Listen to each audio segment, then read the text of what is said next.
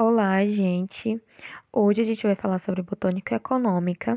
É um trabalho desenvolvido pelos alunos da Universidade Federal do Maranhão, por mim, a Laís, né? O Maílson e a Tainara.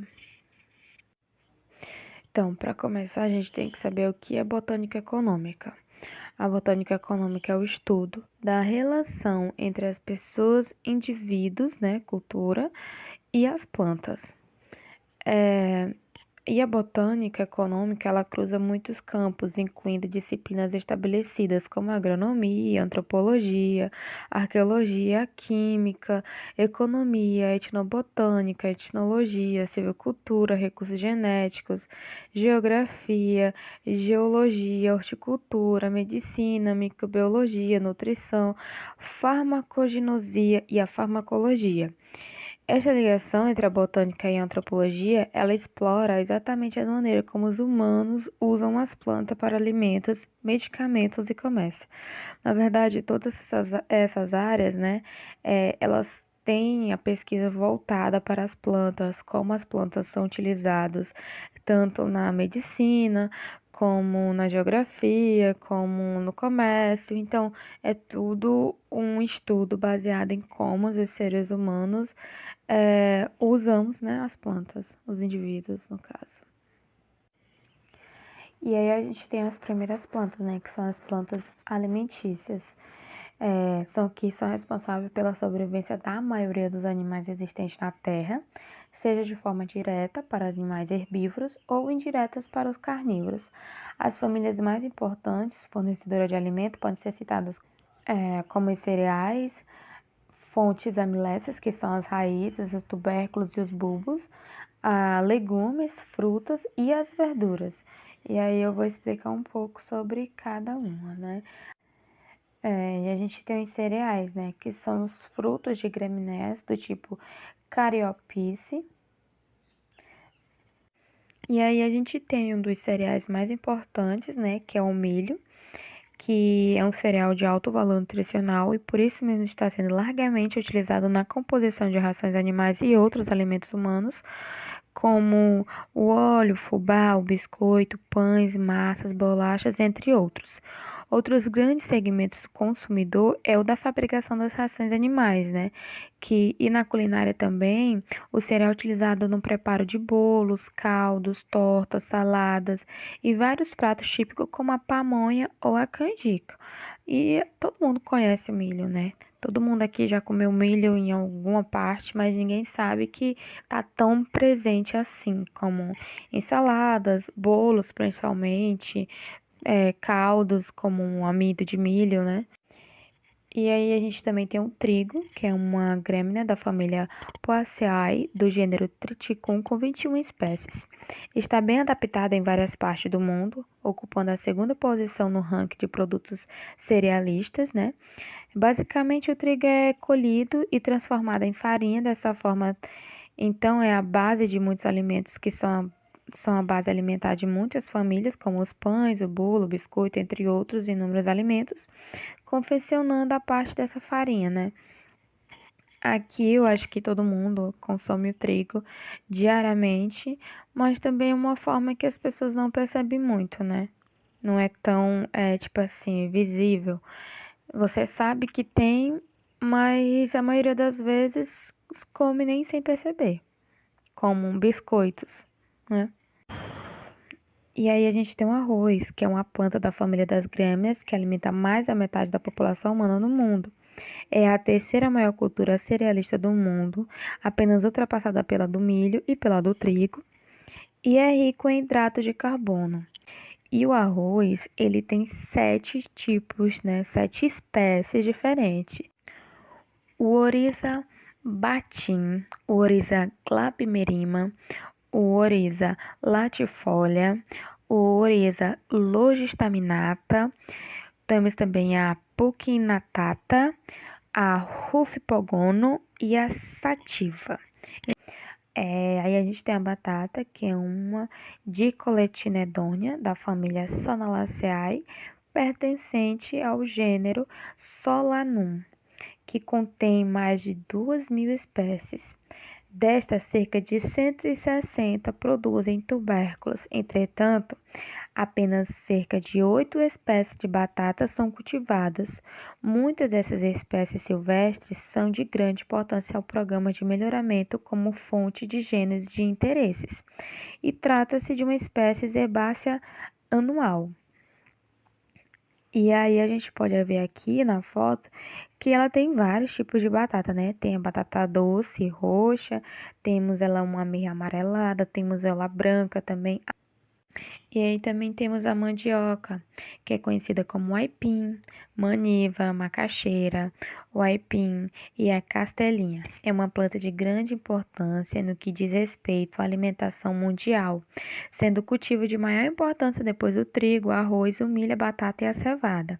Essa planta caracteriza por ser uma importante fonte de amido, sendo utilizada na alimentação humana como na de outros animais, né?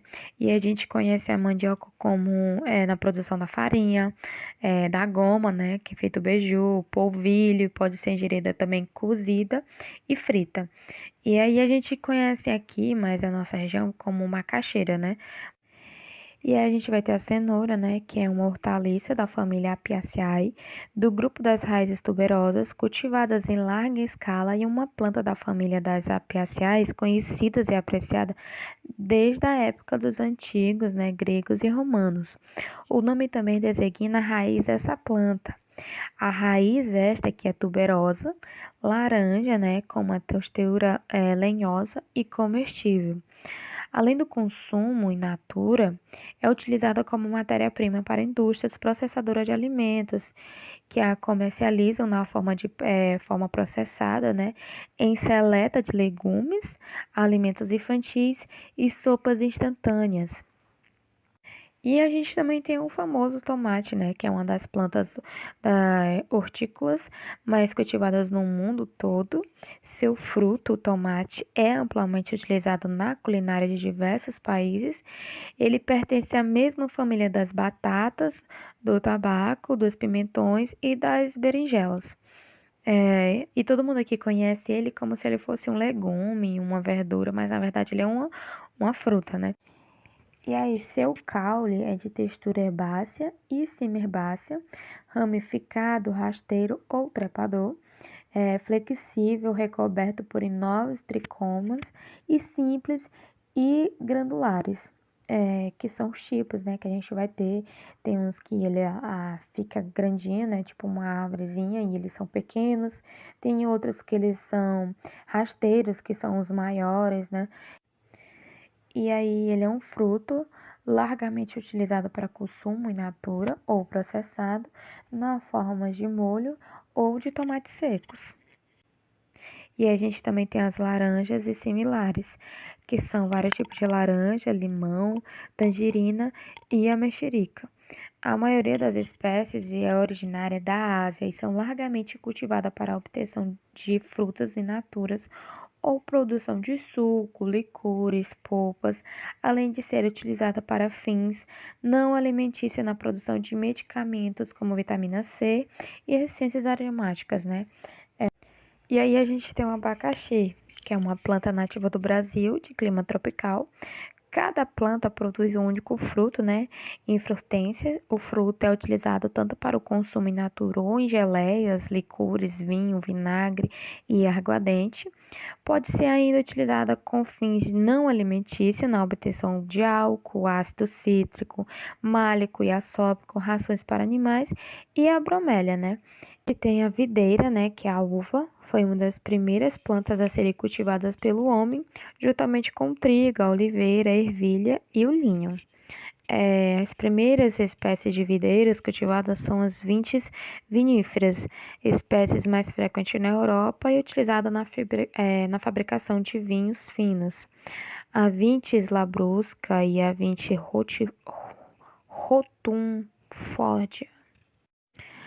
As principais espécies de videiras cultivadas são as vintes viníferas, espécies mais frequentes na Europa e utilizadas na fabricação de vinhos finos.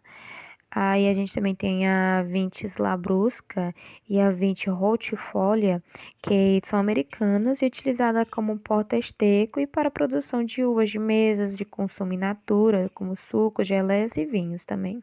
E a gente também tem o maracujá, fruto produzido pelas plantas do gênero Passiflora, essencialmente da espécie Passiflora edulis, da família Passifloraceae.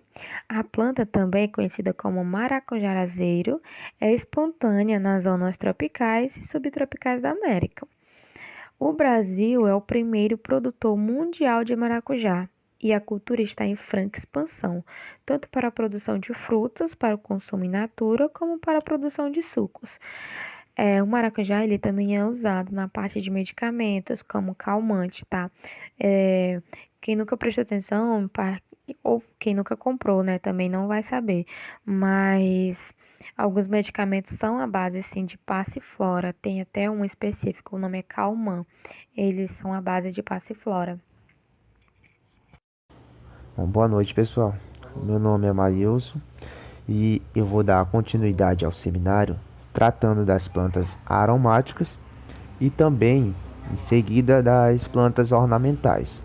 Bom, iniciando pelas plantas aromáticas, o que a gente entende por elas, né? O que são plantas aromáticas? Bom, pessoal, plantas aromáticas são aquelas que elas têm um cheiro ali agradável, né? Elas desprendem esse aroma, esse cheiro, e elas são existe ali uma larga variedade dessas plantas que são utilizadas ali principalmente na culinária, ali para fabricação, para produção de pratos, né? Enfim, também na indústria para fabricação de perfumes, colônias, licores, e muitas delas também são utilizadas grandemente para a fabricação de medicamentos. Então você aqui já vê a importância destas plantas para a botânica, né? Assim, de uma maneira geral, quanto elas estão presentes para a gente, né, para a humanidade, quanto elas têm essa importância, né? Tanto é que esse tipo de vegetação também é utilizado para se desenvolver os óleos essenciais que vão estar ali presentes nos tratamentos médicos e terapêuticos. Ou seja, ela está praticamente em todas as esferas assim da, da sociedade humana, pode-se dizer assim. Ali desde a saúde, ali do vestir, da nossa alimentação, enfim. Elas estão ali bem presentes, as plantas aromáticas. Bom, eu vou também falar aqui das 4 plantas aromáticas, vamos dizer assim, mais populares, né, as mais conhecidas ou mais utilizadas. Bom, primeiramente, eu vou tratar aqui da lavanda, que é essa bem aqui que vocês podem ver na imagem, tá? Bom, as lavandas, elas serão então ali pequenos arbustrozinhos de flores aqui azul-violeta, como vocês podem ver, são bem bonitinhos, né? Que são perenes, incluindo também os anuais e os subarbustos, tá bom, pessoal? Bom, elas têm um cheiro ali que é bem característico, né? Um cheiro penetrante, bem aromático, e tem como ali a sua característica principal, como uma característica principal aqui da alfazena. Bom, mas o que é a alfazena, né? A alfazena é uma planta medicinal, também conhecida como lavândula ou nardo, que é muito utilizada em uso interno para tratar ali, a ansiedade ou o nervosismo, essas questões que diz respeito a isso, combater também problemas de estômago e um uso externo para desinfectar os ferimentos leves, também tratar alergias, picadas ali de insetos e tantas outras coisas desse gênero. Então, aqui no caso, a lavanda, ela traz então essa diversidade de uso. Bom, eu também trouxe aqui o alecrim, que também é um arbusto ramificado, como vocês podem ver aqui, que ele é sempre verde, né? Tem essas artes aqui, ó, lenhosas, folhazinhas pequenas e que são finas e que são opostas, tá, pessoal? Aqui, ó, acho que dá para perceber aqui na imagem. Bom, a parte superior dessas folhas, ela vai ser de cor verde acinzentada, e a parte de baixo dela, essa parte aqui, ó, abaixo da planta, aqui por trás da flor, perdão, ela vai ser meio que prateada, as cores dela, tá? E essas flores, elas vão se reunir em espigas terminais e são ali de cor azul, assim, um azul esbranquiçado, vamos dizer assim, quase que um cinzento também. E elas têm ali um aroma também forte, claro que vai caracterizar ela como aromática, é, esse aroma agradável, né? E ela possui propriedade antisséptica, ou seja, seria para limpeza de ferimentos, justamente para isso, devido aqui principalmente a cânfora, desculpa. Também possui ação analgésica, adstringente, diaforética, e isso induz então a produção de suor. Além disso, também ela é hipotensora, né? Ela tem propriedades hipotensora, sedativa, aqui, como a gente já falou lá dos usos terapêuticos, né? E nevralgias, certo? Bom, isso aqui para o alecrim. O tomilho, também conhecido como poejo ou timo, vocês podem ver aqui, pessoal, é uma erva aromática da espécie aqui, ó, Thymus vulgaris, que também vai ser utilizada ali na culinária, assim como várias das outras aromáticas, para dar sabor e aroma às refeições, né? Ela também vai possuir propriedades medicinais anti-inflamatórias, a grande característica dessas plantas, né? Antioxidantes, expectorantes e neuroprotetoras. Bom, sendo por isso então utilizada na medicina tradicional para tratar problemas de saúde como a bronquite, a tosse ou até mesmo auxiliar no tratamento de Alzheimer. Então você vê o quanto que ela abrange, né? Ela trata desde problemas aqui mais comuns, né, como a bronquite e tosse, justamente por essa propriedade expectorante, mas também como no tratamento de Alzheimer, auxilia, porque ela tem ali propriedades também neuroprotetoras. Então seria por isso.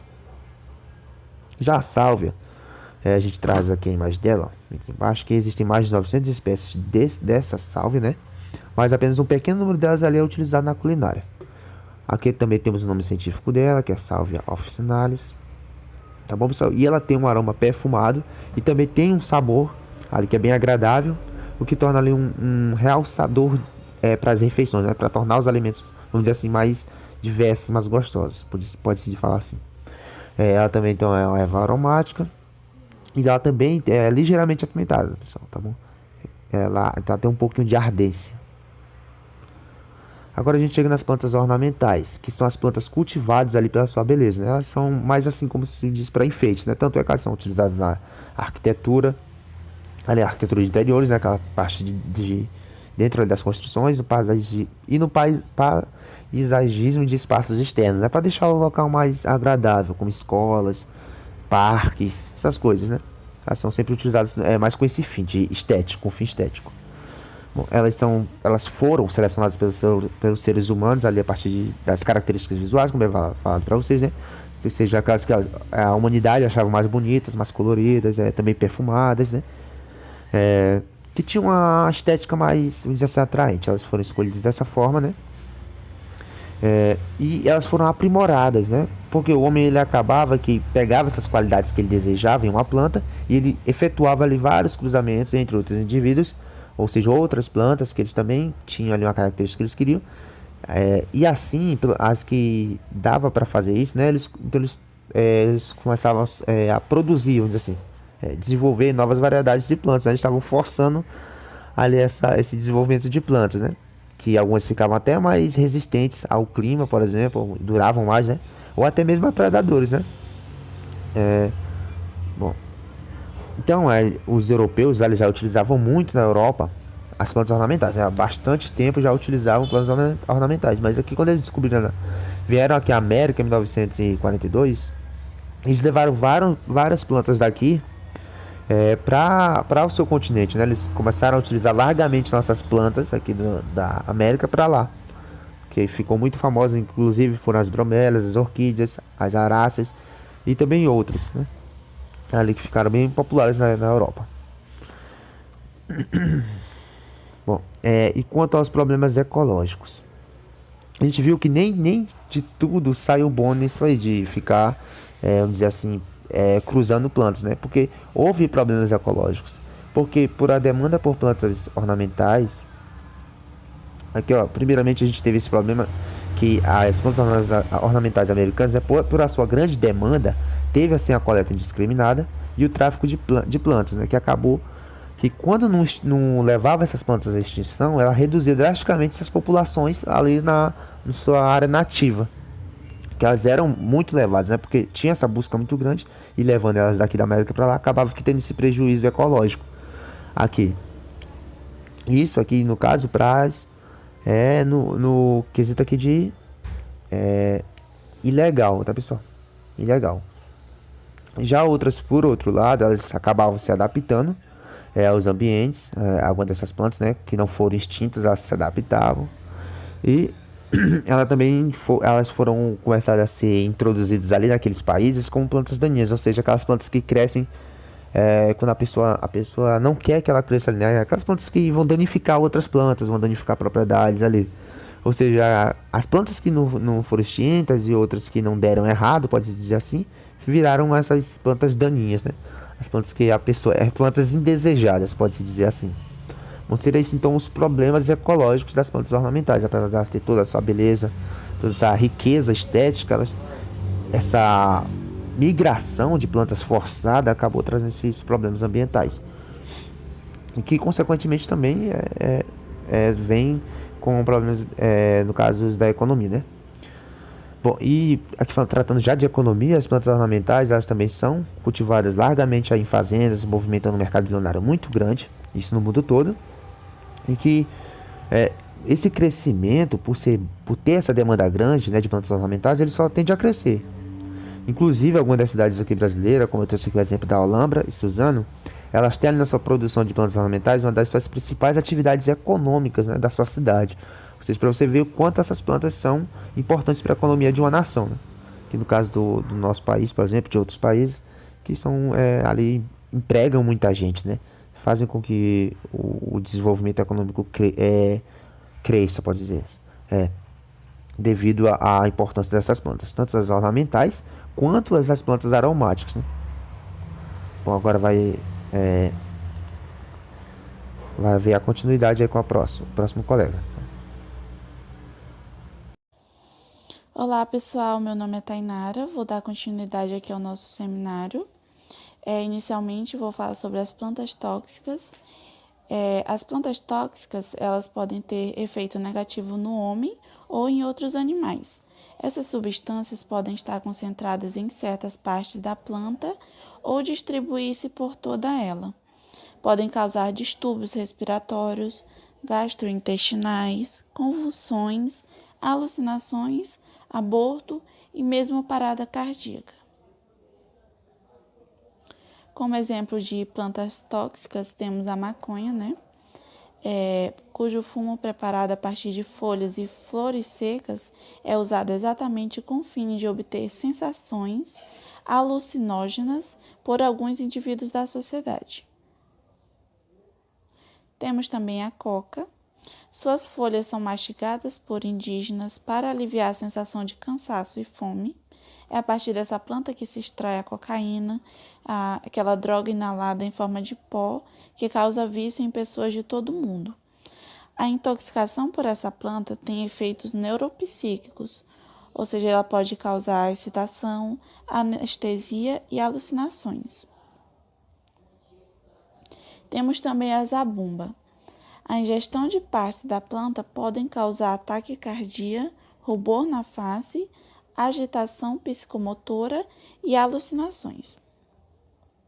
Também temos algumas plantas ornamentais ou alimentícias que podem apresentar propriedades intoxicantes, como a Comigo Ninguém Pode, muito comum as pessoas terem em suas casas. Se ingerida, as finíssimas agulhas de oxalato de cálcio, unido à ação de uma substância lipídica tóxica, pode causar irritação na mucosa bucofaríngea, constrição da glote e asfixia mortal na falta de socorro médico. Aí também temos a alamanda, que é ornamental. Todas as partes da planta são tóxicas, particularmente o látex. A ingestão pode causar distúrbios gastrointestinais intensos, como vômitos, náuseas, cólicas abdominais e diarreia. Aí também temos o caju, substâncias oleosas localizadas principalmente na semente e ou no líber podem causar irritação se a castanha for ingerida crua. Aí temos as plantas daninhas. Elas são muito confundidas com as exóticas invasoras, porém as exóticas elas podem ser definidas quando a planta está no local diferente do originário da espécie. Já as plantas daninhas uma planta é considerada daninha quando presente de forma indesejada em plantações, canteiros e ambientes em geral.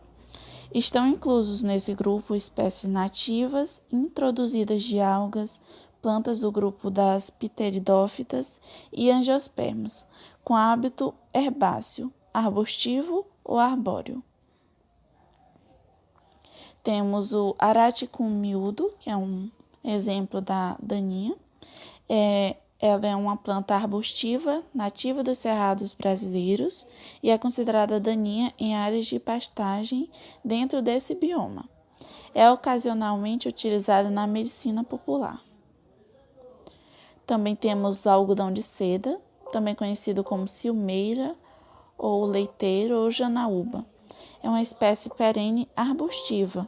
É uma infestante de difícil erradiação. Também pode ser usada na medicina caseira. Também temos o carrapecho de ponta ou carrapecho de agulha, também conhecido como carrapecho de agulha. É uma espécie herbácea. Por sua rápida propagação e presença de nematóides hospedeiros da planta, prejudicam o desenvolvimento dos cultivares, além de serem indesejáveis por produzirem frutos aristados aderentes. Aí temos a unha de gato, também conhecida como unha de morcego. É uma trepadeira que, embora seja utilizada como ornamental, ela tem essas florezinhas amarelas, né? É utilizada como ornamental e também na medicina popular, torna-se indesejável em pomares, por cobrir toda a copa das árvores, prejudicando a intensidade luminosa e o desenvolvimento dos ramos, comprometendo assim a produção. Aí também temos a tiririca, também conhecido como capim-dandá ou junca aromaica. É uma planta daninha mais disseminada e mais nociva do mundo, encontrada em todos os tipos de solos, climas e culturas, com exceção de culturas de arroz inundado. Ela exerce efeito inibitório sobre a brotação de algumas culturas e a sua irradiação é quase impossível. Então, na botânica econômica se estuda todas as possibilidades de usos das plantas para alimentação, medicamentos, construção, venenos, entre outras aplicações. Dessa maneira, é possível estabelecer de maneira consciente o manejo das plantas a fim de beneficiar o ser humano e os animais. Então, vocês puderam observar que eu falei das plantas tóxicas, daninhas. Então, a botânica econômica é exatamente isso. Ela pensa em tudo e não só nas plantas medicinais. Aí temos as referências. Utilizamos o livro do Vinícius Castro, Botânica Sistemática. Então é isso. Espero que tenham compreendido um pouco sobre o que é a botânica econômica e obrigada pela atenção.